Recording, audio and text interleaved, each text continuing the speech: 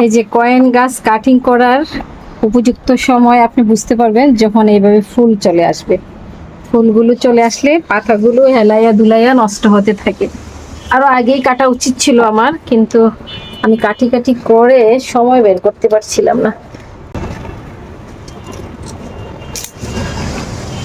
এগুলা যত ফুল আসার পর যত কেটে দিবেন ততই ঝোপালো হবে, আদারওয়াইজ কিন্তু কয়েন গাছ ঝোপালো হবে না। যদিও কষ্ট হয়, আমাকে তো আপনাদের ভাইয়া কাটতে দেয় না।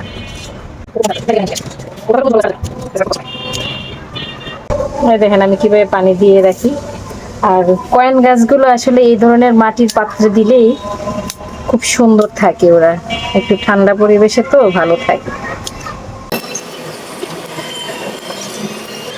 এই যে কাটিং কমপ্লিট। যাক, ওরে আর এই কয়দিন গার্ডেনে আনা যাবে না। যাক, এটা ঝুপালো হলে তারপর নিয়ে আসতে হবে। সবাই ভালো থাকবে। আজকের মতো এখান থেকে বিদায় নিন। আল্লাহ হাফিজ।